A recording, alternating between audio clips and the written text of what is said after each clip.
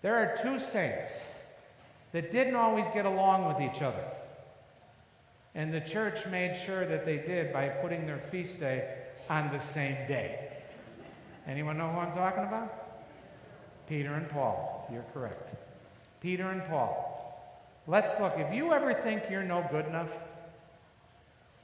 if you ever think you're bad, if you ever think, life, is just no good, if you're always putting yourself down, you need to get on the internet and buy a statue of Saints Peter and St. Paul. St. Peter and St. Paul. Let's look at them. Peter. Good old Peter. I could do a whole mission on Peter. Poor Peter. He tried so hard. He was always trying to do stuff for Jesus, and Jesus was always yelling at him, saying, Peter, you screwed up again. Who did Jesus choose to be the head of the church? Peter. Do you think Jesus knew what he was doing? Yep. And so if you think you're no good, Peter is the one who denied Jesus 3 times. Denied knowing him as he was dying and suffering and dying. He denied knowing him because he was so afraid. And remember after the resurrection, Jesus encounters Peter. He says, Peter, do you love me? He says, yes, I do. Good, feed my sheep. Jesus says again, Peter, do you love me? Yes, I do. Tend my flock. He asks him a 3rd time, Peter, do you love me? Yes, I do. Why do you keep asking me? Tend my sheep. You know why he asked him? How many times did he deny knowing him? 3. Do you love me? Yes. 1st denial forgiven. Do you love me? Yes. 2nd denial forgiven. Do you love me? Yes. 3rd denial forgiven. So if you think you're worse than St. Peter, then you need to get a picture of St. Peter. Friends, Peter shows us the way. Jesus is the one who chose him. He chose him. He said, Peter, you are the rock, and upon this rock I will build my church. And here we are. We're still here 2,000 years later. What human institution has been around 2,000 years? Nothing. Where's the great Roman Empire? In history books. Go to the museum. You can see a nice display about it. Where's the Catholic Church? Right here. We haven't gone anywhere. And who's the rock? Peter. 265 popes, I believe, is the number. That could never in human ways been sustained. But that's how I know the church is real. Because us humans have tried to screw it up, and we haven't succeeded, and I hope never. But Peter. So if you think, friends, you're no good, or you have a sin that you're worried about, or you think, you've done this, you've done that, you need to start praying to St. Peter. If Jesus can forgive Peter for denying him 3 times as he was on the cross, I think he can forgive us if he wants to. And guess what? He wants to. That's the beauty. He wants to. He waits for us. Paul was a Gentile. Paul wasn't a Gentile, I don't think, was he? Anyone know? I think he was. He was the apostle to the Gentiles, okay? Any biblical scholar can correct me afterwards, okay? But Paul was for the Gentiles to show that it's not just the chosen people that are saved, everyone's saved. But he persecuted the Christians. He persecuted. I don't know if he killed them himself, but he had others. And look at Scripture. Where would our Old Testament be without all the letters of St. Paul? And Paul was always humble about himself. Who did Jesus choose? Paul. Jesus chose someone who persecuted him to be the apostle to the Gentiles. See what I'm getting at?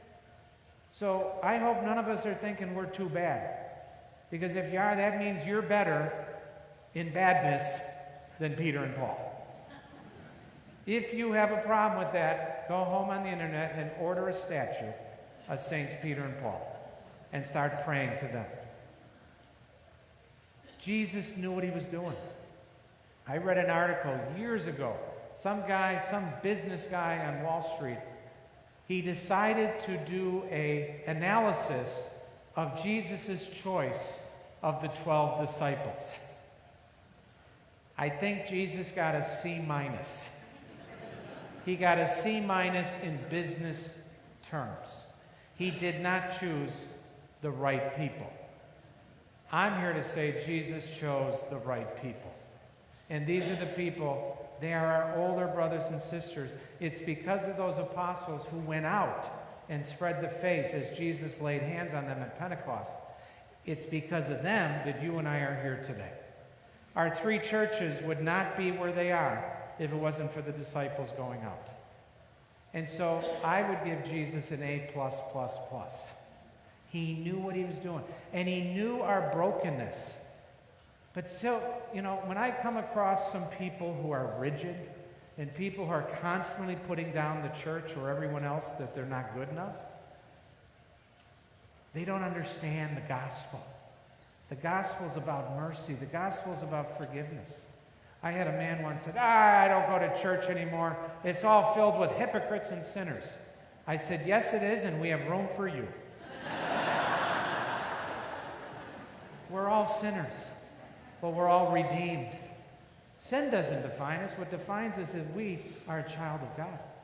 And so Saints Peter and Paul show us, don't ever think you're bad, friends. Don't ever think you're no good. Don't ever think you're not worthy, because you are. You are. And Peter and Paul show us that. How about John the Baptist? Now, he was a crazy dude.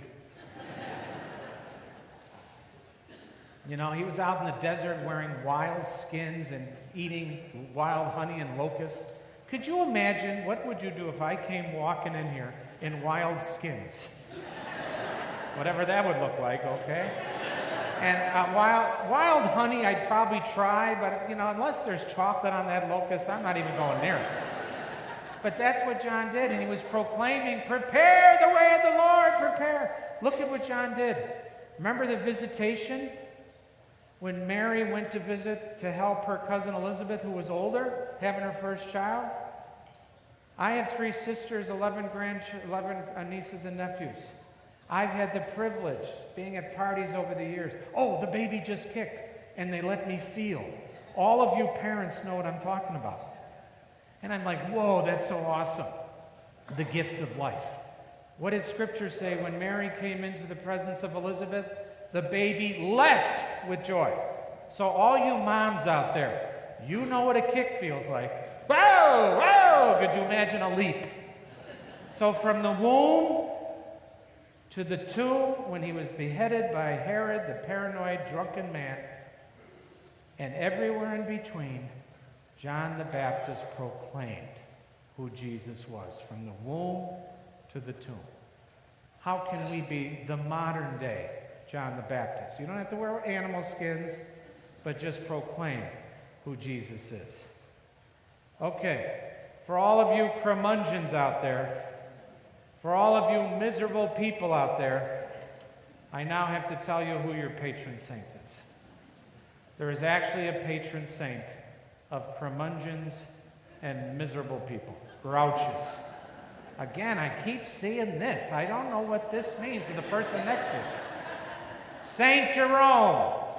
Jerome is the patron saint of grouches and curmudgeons. He's the one that translated the Bible. We have the Bible today because of Saint Jerome. He was a monk who couldn't live with the other monks. He had to become a hermit because he couldn't live with anyone. He was a grouch. So to see even grouches, we need them. We need you grouches out there. And just know, you might be living with someone who's going to be a saint one day. And guess what? For your birthday, if somebody gives you a nice 24-inch statue of Saint Jerome, they're telling you something. But Saint Jerome, look at what he did, the good that he did. But he was a grouch and he had trouble living with people. See how human the saints are? There's only one saint that was perfect. That was Mary. Every other saint was a sinner. Every other saint. They went to the sacraments just like us. They were baptized. They went to Jesus in the Eucharist. But those are the beautiful saints that help show us the way. Our older brothers and sisters, our heroes in faith.